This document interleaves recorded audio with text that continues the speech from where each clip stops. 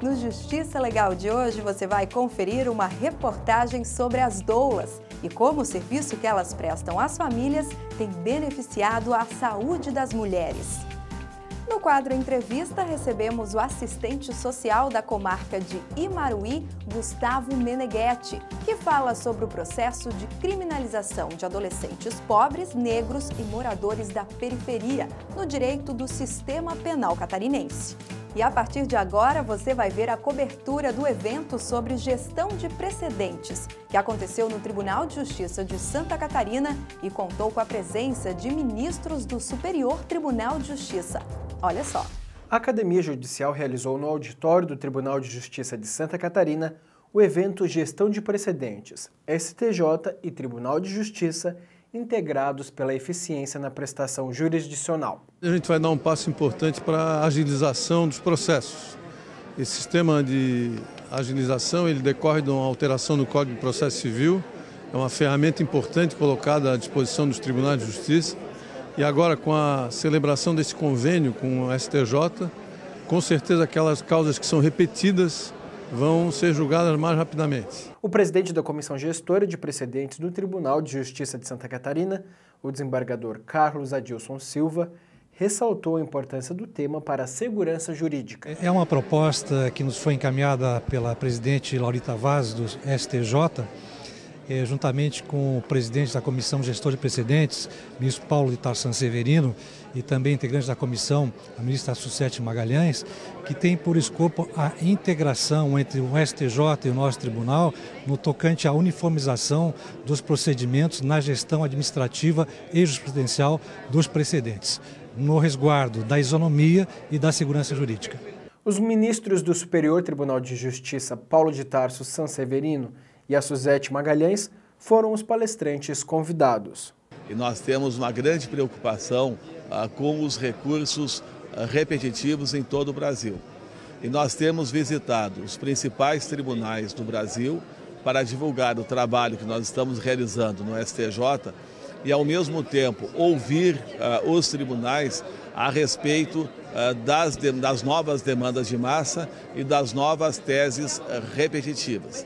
A nossa preocupação é com a aplicação, a efetividade do novo Código de Processo Civil de 2015, que deu um papel muito importante para os precedentes no direito brasileiro em nome da segurança jurídica. Estamos visitando a Comissão Gestora de Precedentes, que é integrado por 3 ministros do STJ. Nós estamos visitando os maiores tribunais do país, não todos eles, mas os maiores tribunais do país, exatamente para sensibilizar os desembargadores, os servidores de cada tribunal, quanto à necessidade de assimilarmos, nós do Judiciário, essa cultura de formação de precedentes qualificados, com que se espera, com a adoção dessas alternativas e instrumentos criados pelo CPC de 2015, espera-se uma efetiva redução do número de recursos de processos de tramitação. Um dos principais objetivos do encontro foi incentivar os participantes a refletirem criticamente sobre a aplicação prática e a efetividade do novo Código de Processo Civil em relação ao sistema de precedentes jurisdicionais. Bom, a gente apresentou que o novo Código de Processo Civil trouxe muitas inovações e uma dessas exige que os tribunais tenham uma atividade mais proativa. Isso, o STJ e o Supremo já adotavam muitas temáticas relacionadas a precedentes, só que essa é uma realidade ainda não vivenciada muito pelos tribunais de justiça. Então nós mostramos aqui que os tribunais agora também são protagonistas nesse novo modelo de precedentes brasileiro e que a gente precisa adotar medidas além do novo código para que consigamos implementar medidas eficientes de gestão e de elaboração de precedentes judiciais para que nossa jurisprudência seja estável, íntegra e coerente.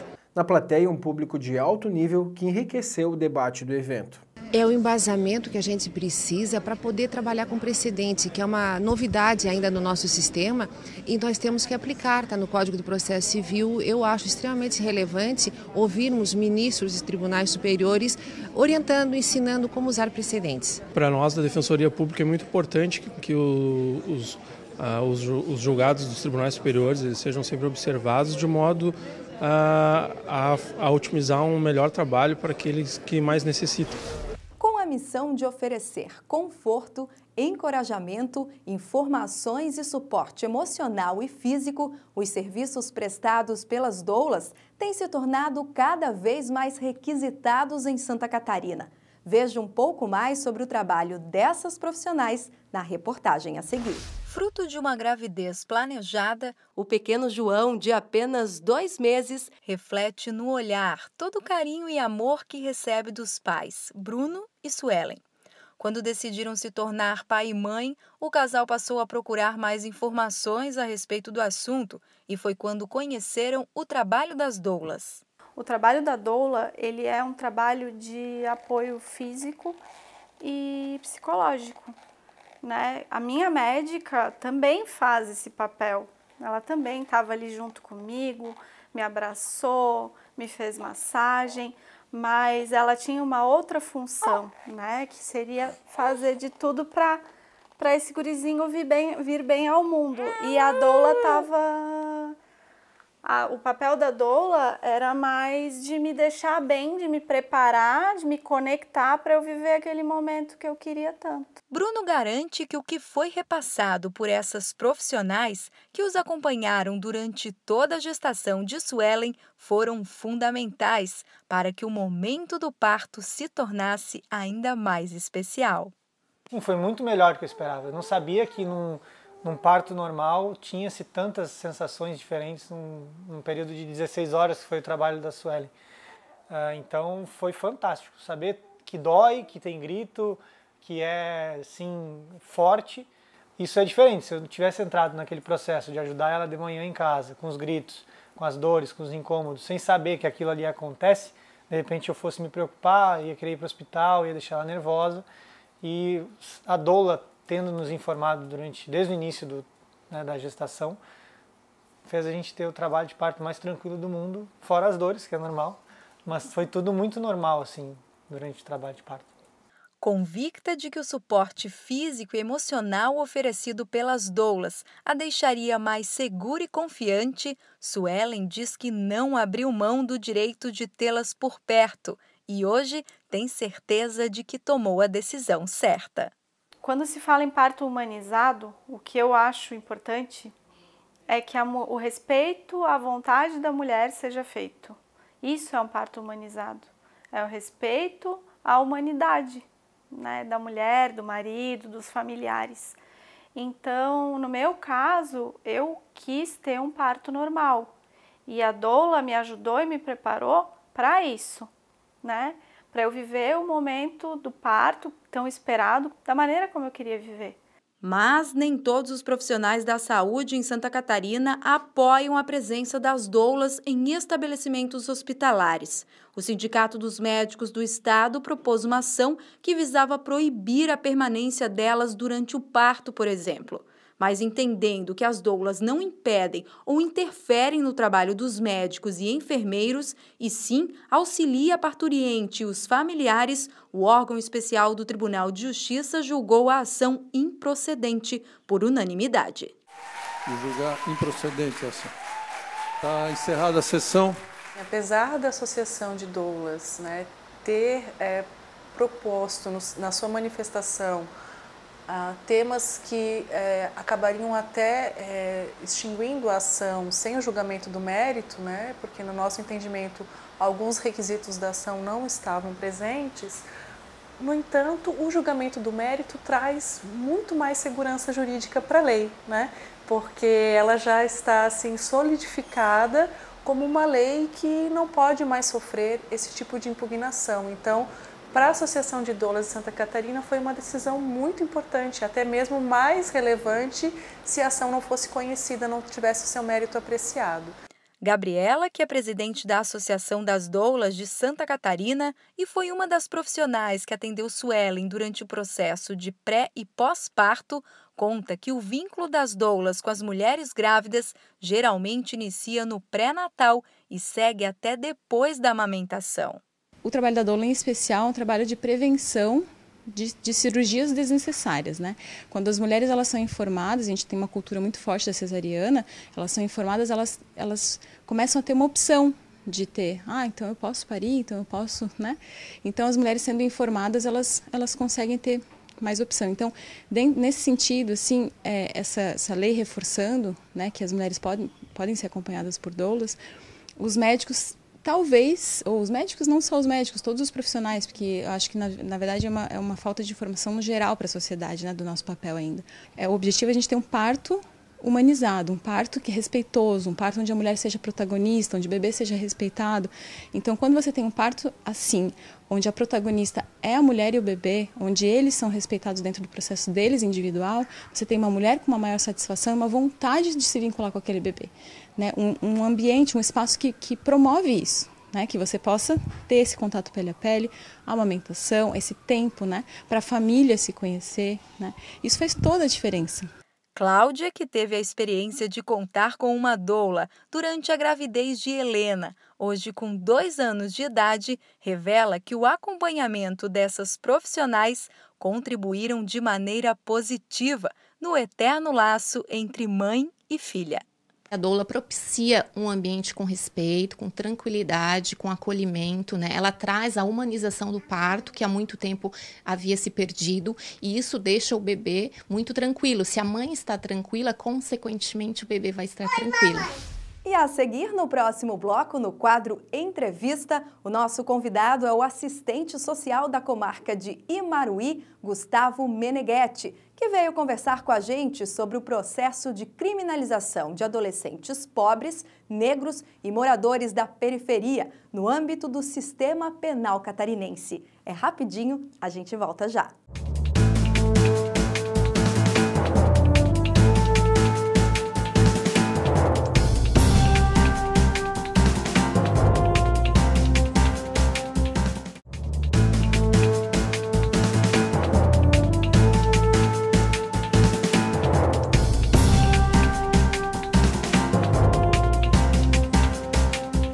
O nosso quadro Entrevista de hoje vai trazer Gustavo Meneghetti.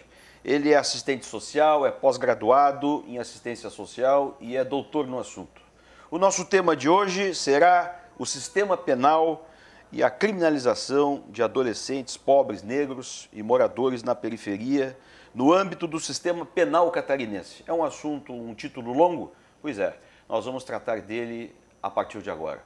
Obrigado pela entrevista, doutor. Eu quem agradeço.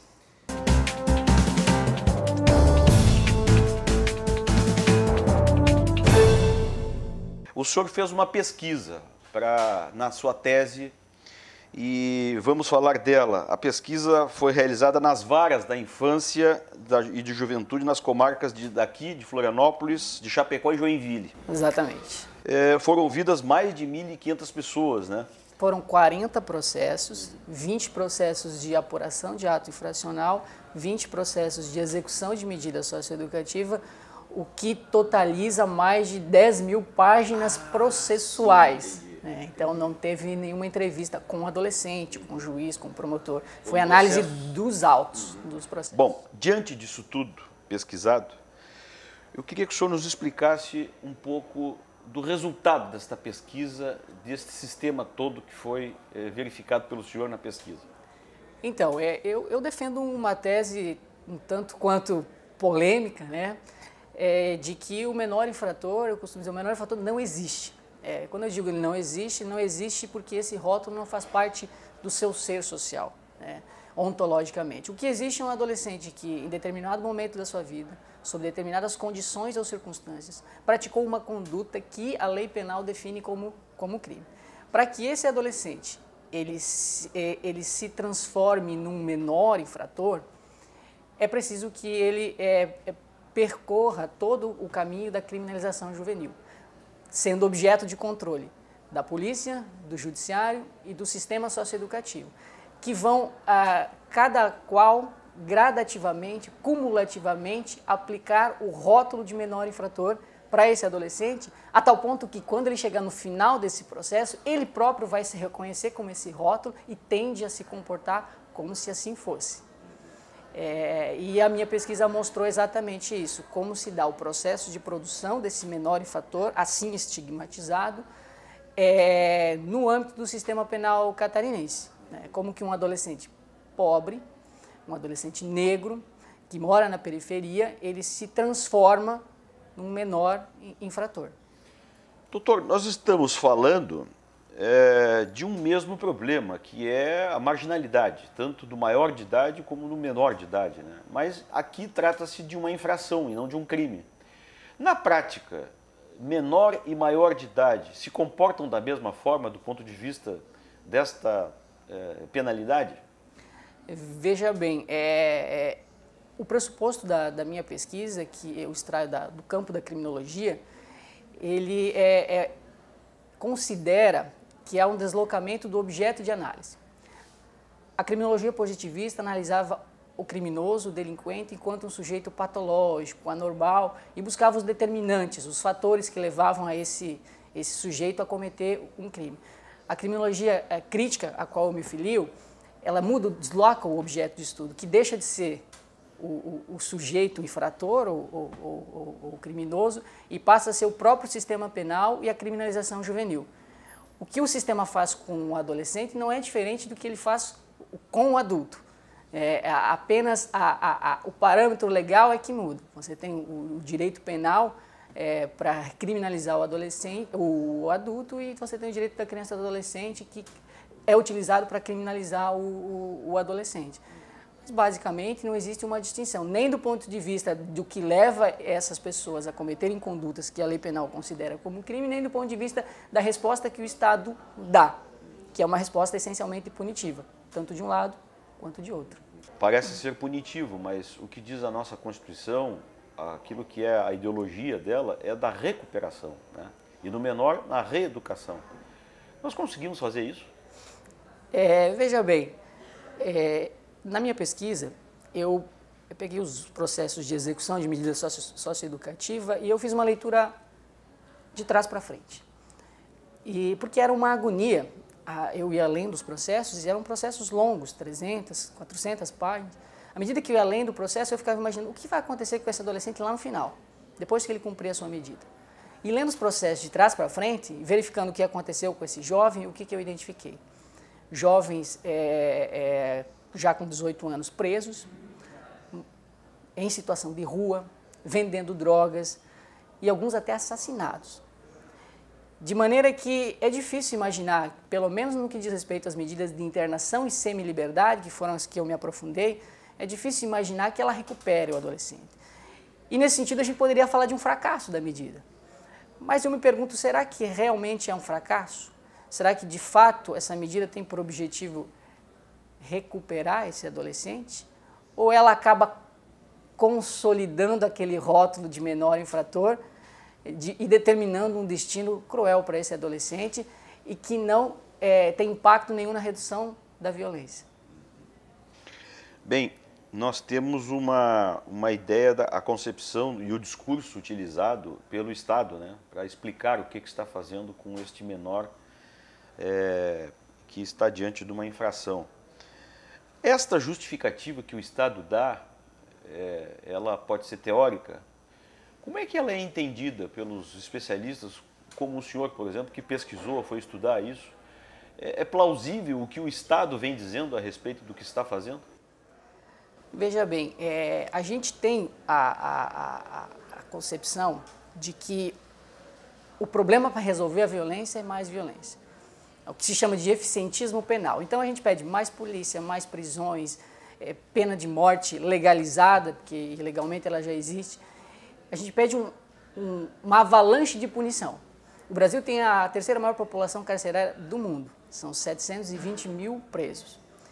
Se o aprisionamento tivesse um impacto no sentido de reduzir a violência, não teríamos os níveis de violência que temos hoje. Então, a grande contradição se o Estado realmente quer combater, prevenir a criminalidade ou reduzir os níveis de violência, por que ele toma medidas que fazem o contrário? Violência, para combater a violência, só pode gerar mais violência. E talvez o objetivo do Estado não seja tanto combater essa criminalidade e talvez seja mais administrar essa criminalidade. Pegar o menino pobre com 100 gramas de maconha e deixar um empresário que que frauda uma licitação, que sonega imposto e dessa forma reproduzir a ordem, o estado de coisas que a gente vive. Bom, talvez aí o senhor esteja entrando já vamos dizer, na solução da coisa. O senhor, como um estudioso deste assunto aqui, diria que a solução imediata, em primeiro grau, vamos dizer assim, seria o que fazer? Esse é o problema. Não existe uma solução imediata para um problema complexo. O que eu aponto ao final da minha tese são alguns caminhos que a gente pode começar a construir coletivamente para encontrar, se não para resolver o problema, que é por demais complexo, ou pelo menos para reduzir o impacto dele na sociedade. Por exemplo, uma das coisas que eu defendo é um investimento em modelos alternativos de solução de conflitos. O sistema penal não resolve nenhum conflito. Por quê? Porque ele rouba o conflito das pessoas. A vítima, ela entra no processo tão somente como um instrumento, como um pretexto para punir o agressor. Muitas vezes o que a vítima quer é ser ressarcida, muitas vezes ela quer ser indenizada, ou talvez só um pedido de desculpas, mas ela só serve ali como um instrumento para o exercício do poder punitivo do Estado. Os modelos alternativos ou efetivos de solução de conflitos buscam meios conciliatórios vítima e ofensor. O Tribunal de Justiça de Santa Catarina tem um projeto piloto na área da justiça restaurativa com adolescentes. Eu acho que a lei do SINASE, ao prever as práticas restaurativas expressamente em lei, nos dá uma possibilidade de investir nesses modelos, onde a forma de controle social é não punitiva e que talvez tenha um impacto muito mais efetivo do que a forma punitiva, que nós já conhecemos o seu resultado, o que ela produz. Não é que não existe nenhum controle, que o adolescente vai poder fazer o que ele quiser, que não vai existir nenhuma resposta. Vai existir um outro tipo de resposta, uma outra forma de controle social. Uma outra abordagem. Que não rotule ele como menor infrator, que não faça com que ele se sinta como menor infrator e que ele se comporte como tal. E que atenda à necessidade da vítima, que normalmente não tem as suas necessidades atendidas no processo criminal ou da área infracional. Eu estou entendendo, então, que o senhor não é a favor, por exemplo, do aumento da idade penal. Não, absolutamente. Primeiro porque a redução da maioridade penal ela está baseada em 3 grandes falácias, eu diria. A primeira mentira é de que haveria um aumento da criminalidade juvenil. Bom, quem define se aumenta ou diminui a criminalidade é o próprio sistema penal. A estatística criminal não pode ser levada ao pé da letra. Mas considerando a estatística criminal mesmo, que é aquela criminalidade, a ilegalidade que o sistema penal persegue, a maioria dos crimes seriam cometidos por adultos, apenas 10% por adolescentes. A segunda grande falácia é de que haveria que os adolescentes estão ficando cada vez mais perigosos. 80% dos adolescentes que estão no sistema de internação do país cometeram infrações patrimoniais, roubo e furto e tráfico de drogas. Só uma minoria muito pequena que cometeu crimes contra a vida. Então, talvez não seriam tão perigosos quanto a gente imagina. O que se faz é pegar um caso isolado e colocar como se fosse, tomar a exceção como se fosse a regra. E a terceira e última falácia é a falácia da impunidade. É dizer que esses adolescentes não são responsabilizados pelos seus atos. No Brasil, hoje, existem mais de 20 mil adolescentes internados. Eles ficam internados por até 3 anos. Talvez pareça pouco, mas o tempo do adolescente é diferente do tempo do adulto. 3 anos para um jovem é um tempo muito maior do que 10 anos equivalente aos 10 anos para o adulto. Eles são responsabilizados, não existe impunidade. Existe impunidade demais, além da conta, porque esses adolescentes, à medida que eles entram no sistema de internação... Talvez só a punição, né? Como eles entram no sistema de internação, como é de Santa Catarina, que está o que eu mostrei na minha pesquisa, eles enfrentam condições absolutamente desumanas. Eles têm diversos direitos violados. Eles sofrem violência dentro do sistema. Como esperar que eles se saiam melhores do que entraram? Impossível. E, mais uma vez, a proposta de redução da maioridade penal, ela aposta nessa lógica de que a gente precisa mais penas, mais prisões, mais polícia, mais violência, que é o que tem um efeito contrário. não vai proteger a sociedade dessa forma. Ou a gente pensa modelos alternativos, ou a gente faz diferente do que temos feito, ou a gente vai produzir mais criminalidade e mais violência ainda. E o senhor diz que compreender o modus operandi e os mecanismos de controle social exercido pelo sistema penal. Eu puxei isso e lhe pergunto, há um descontrole, né? Não há controle do Estado. Ou estou enganado? Há um controle, um controle de tipo punitivo e determinado grupo social, determinados sujeitos. O Estado escolhe quem ele quer controlar. E, de fato, controla. São 720 mil presos, estão controlados. Se a gente pensar que são mais 60 mil homicídios no Brasil por ano e que boa parte desses homicídios são cometidos pelos próprios órgãos do sistema penal, do Estado, seja a polícia, seja agentes penitenciários, etc., há sim um controle. Há sim um controle. Agora, esse controle não tem nenhum impacto na redução da violência. A redução da violência talvez seja o pretexto para exercer esse controle. Há controle, mas não há solução dele para ele. Não. E talvez não se queira ter essa solução. Essa que é a grande questão. Como pergunta final, eu fui buscar de novo lá na sua tese de pós-graduação e me chamou a atenção quando o senhor fala do capitalismo dependente. É um título, é um capítulo até, abordando o racismo no Brasil, né? O capitalismo, em tese, pelos seus apologistas, é um sistema que se remete à liberdade, né? O capitalismo, enfim. Onde é que está a dependência do capitalismo, nesta sua visão especialmente? Então, essa concepção de capitalismo dependente é que me serve para entender a estrutura social onde a gente vive em termos de Brasil, de América Latina. Há várias versões de capitalismo dependente, né? O que se entende, o que eu entendo como capitalismo dependente, a partir de um economista chamado Rui Mauro Marini, já falecido, e a partir de um grande sociólogo brasileiro como é Florestan Fernandes, de que existe uma relação de dependência e subordinação entre nações periféricas com relação às nações centrais. Dependência econômica, dependência política, diplomática, e é algo, realmente reconheço, algo polêmico, porque hoje se diz que o Brasil teria ascendido a um capitalismo autônomo, etc. Mas se a gente for pensar o modo de funcionamento da nossa economia, a gente é uma economia neocolonial, a gente exporta a maior parte dos gêneros alimentícios, matérias-primas, a tecnologia produzida lá fora. Hoje temos o pré-sal sendo explorado por empresas estrangeiras, a gente produz riqueza aqui para que ela vá para fora do país, dentro desse sistema de capitalismo dependente. Isso se dá ao custo da exploração da nossa força de trabalho, dos trabalhadores brasileiros, e a gente deveria pensar num modelo de desenvolvimento econômico que passe por uma autonomia do país, no sentido de gerenciar os seus próprios recursos. O pré-sal faria uma revolução na educação. Resolveria problemas de saúde pública gigantes. Mas a gente está optando por dar o pré-sal para os estrangeiros. Inclusive o problema dos menores infratores, né? Provavelmente. A gente fecha escola e abre prisão. Com o dinheiro do pré-sal poderíamos abrir escolas e qualificá-las. Doutor Gustavo, muito obrigado pela entrevista, viu? Eu que agradeço pela oportunidade de estar aqui e tratar de um tema tão relevante socialmente, tão necessário de ser debatido.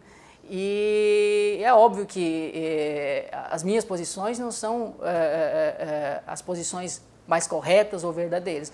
É um determinado modo de pensar que deve ser debatido com outros interlocutores para que a gente possa pensar diferente do que temos pensado e fazer diferente do que temos feito. Porque o que temos pensado e o que temos feito só tem nos levado para mais violência e estamos literalmente jogando no lixo a nossa juventude, sobretudo a juventude pobre e negra desse país. Muito grato. Foi o nosso Justiça Legal desta semana. Nós voltamos numa próxima. Até lá.